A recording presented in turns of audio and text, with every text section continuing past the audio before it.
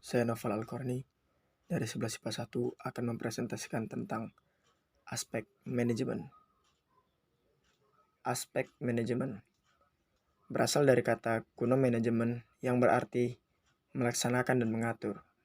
Adapun tujuan dari aspek manajemen yakni mengetahui jika kegiatan beserta implementasikan bisnis bisa direncanakan dan dilaksanakan. Dengan begitu, rencana bisnis pun bisa dikatakan sebagai layak atau tidak layak. Adapun pokok-pokok dari aspek manajemen yaitu 1. Planning atau perencanaan. Dalam seluruh aktivitas manajemen studi kelayakan bisnis, tentunya kita harus merencanakan kegiatan yang akan dilakukan. Fungsi dari perencanaan itu sendiri adalah untuk menjalankan pokok-pokok selanjutnya seperti pengorganisasian, pelaksanaan, pengendalian, dan sebagainya. Dalam membuat perencanaan, juga diperlukan beberapa hal sebagai berikut. Yang pertama, petunjuk atau pengarahan. Yang kedua, memberi gambaran situasi atau kondisi. Yang ketiga, petunjuk garis besar. Yang keempat, dilaksanakan oleh tenaga ahli dalam perusahaan.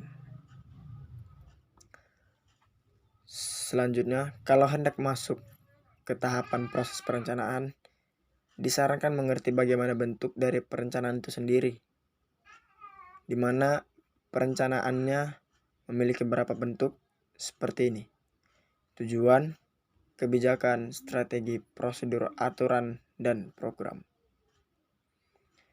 Yang kedua ada pengorganisasian atau organizing. Pengorganisasian memudahkan seorang manajer untuk mengatur pengawasan. Karena dalam tahap pengorganisasian, tiap manajemen akan dibagi beberapa unit organisasi yang lebih kecil sesuai bidangnya. Pengorganisasian dapat dibuat dengan menentukan tugas apa yang dilakukan tiap organisasi, menentukan siapa yang akan bertanggung jawab atas tugas tersebut, serta bagaimana cara pengambilan keputusan pada tahap akhir pengerjaan organisasi tersebut. Pengorganisasian adalah proses dalam menciptakan hubungan antara macam-macam personalia, fungsi, serta faktor-faktor fisik tersebut. Dengan begitu, keseluruhan perencanaan atau pekerjaan yang dilakukan pun akan bisa memberikan manfaat dan terarah. Bentuk hubungan dalam organisasi antara lain hubungan informal. Hubungan informal ini lebih menyangkut hubungan manusiawi. Contoh dari hubungan ini adalah hubungan di luar pekerjaan, hubungan lainnya yang bersifat tidak resmi. Yang ketiga yaitu adalah actuating atau pelaksanaan. Fungsi dari pelaksanaan dalam aspek manajemen adalah untuk membuat seseorang melakukan pekerjaan dengan lebih baik, mempengaruhi seseorang agar mau bertindak, mendapatkan kesetiaan dari pimpinan, tugas dan organisasi, menanamkan rasa tanggung jawab, dan mempertahankan kegiatan pelaksanaan. Yang keempat, ada pengendalian atau controlling. Proses pengendalian dalam aspek manajemen adalah untuk menetapkan standar pelaksanaan dan tujuan perencanaan, membandingkan kegiatan nyata dengan standar perencanaan, serta melakukan tindakan koreksi untuk menjamin bahwa sumber daya telah dilakukan secara efektif.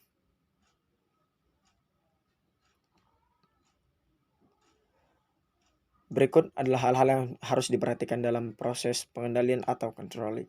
Yang pertama, direncanakan sebaik mungkin sebelum menuju tahap pengendalian.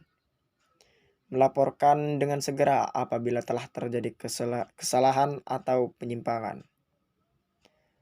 Menjamin tindakan pengoreksian dalam tiap pekerjaan yang dilakukan oleh organisasi. Pengendalian bersifat efektif, fleksibel, dan dinamis. Yang ketiga adalah evaluation atau evaluasi. Pada tahap evaluasi, seorang manajer harus menemukan masalah apa saja yang terjadi untuk nantinya diperbaiki atau bahkan dievaluasi. Tujuan dari mengevaluasi adalah untuk memecahkan masalah sebelum menjadi lebih besar. Proses ini juga dilakukan untuk memastikan bahwa manajemen perencanaan bisnis dilakukan dengan benar sesuai tupoksinya. Fungsi-fungsi dari evaluasi adalah sebagai berikut. Penyimpangan dan kesalahan dapat dicegah dengan mudah. Mempertegas pengawasan.